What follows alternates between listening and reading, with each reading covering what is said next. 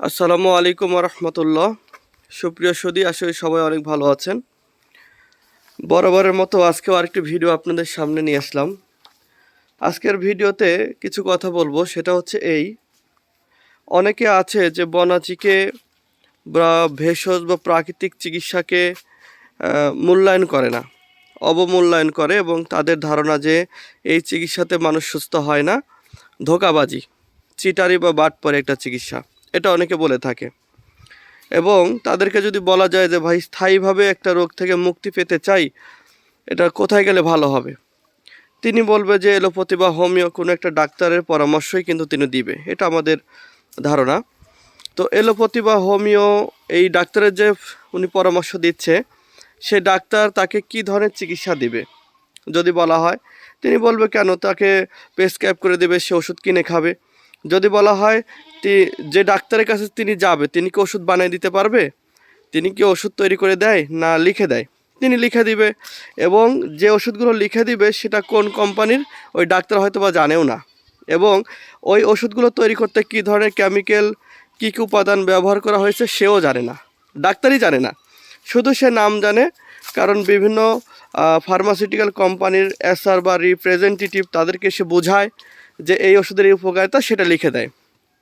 এখন এলোপ্যাথি বা হোমিও ট্রিটমেন্টের বিরুদ্ধে বলছি না, তাদের প্রতিও আমার সম্মান আছে, কিন্তু কথা হলো এই ধরনের ট্রিটমেন্টগুলো কি বলেন তো, এগুলো হলো কেমিক্যালযুক্ত ট্রিটমেন্ট, এবং এক্ষেত্রেও অনেক সময় দেখা যাচ্ছে ক্ষতি হয়, সাইড এফেক্ট আছে, বিষক্রিয়া আছে, এবং অনেক ওষুধে গায়ে লেখাও থাকে যে শিশুদের নাগালে বাইরে রাখবেন, বাচ্চারা খাইতে পারবে না, বৃদ্ধ মানুষ খাইতে পারবে না, গর্ভবতী মা বোন খাইতে পারবে না, বা এটা খেলে সর্দি হতে পারে, এটা খেলে মাথা ব্যথা করতে পারে, এটা খেলে চুলকানি হতে পারে, এরকম বিভিন্ন ধরনের পার্শ্ব প্রতিক্রিয়া লিখেও দেওয়া থাকে।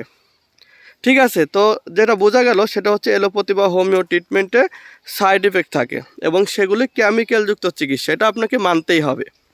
তো এই কেমিক্যালযুক্ত চিকিৎসা যারা বলে যে স্থায়ীভাবে সুস্থ হওয়ার জন্য সেখানে যান, আমরা বলি যে যাইতে পারেন, কিন্তু আপনি বনাজিকে বা প্রাকৃতিক যে ট্রিটমেন্ট তাকে আপনি খারাপ বললেন না, কারণ প্রাকৃতিক ট্রিটমেন্ট এটা তো আজকে নতুন না, পৃথিবীর সৃষ্টির শুরু লগ্ন থেকেই এই চিকিৎসা চলে আসছে।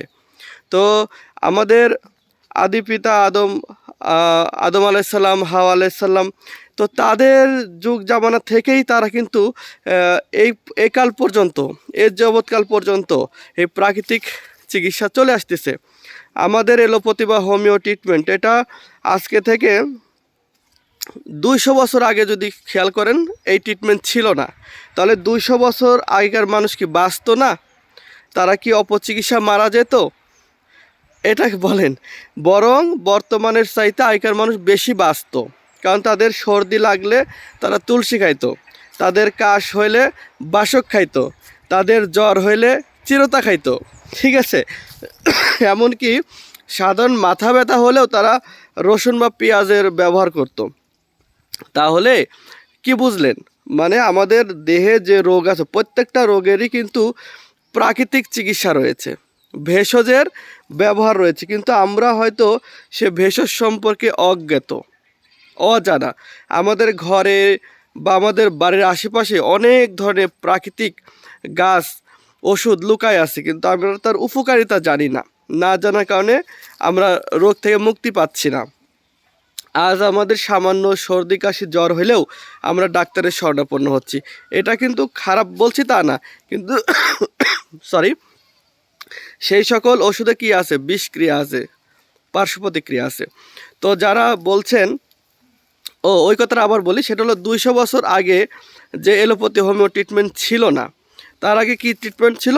প্রাকৃতিক ট্রিটমেন্ট ছিল, এবং সেই প্রাকৃতিক ট্রিটমেন্ট নেওয়ার কারণে তারা কিন্তু বাঁচত অনেক দিন, কেউ 200-300 বছরও বাঁচত।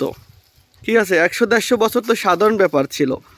তো প্রাকৃতিক চিকিৎসা যারা নেন না, আমি তাদেরকে বলবো এ বিষয়ে পড়াশোনা করবেন।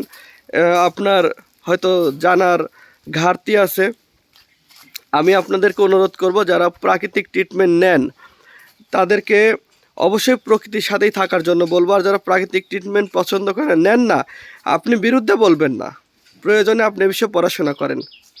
ঠিক আছে, সবাই ভালো থাকবেন, সবার সুস্বাস্থ্য কামনা করছি। আসসালামু আলাইকুম।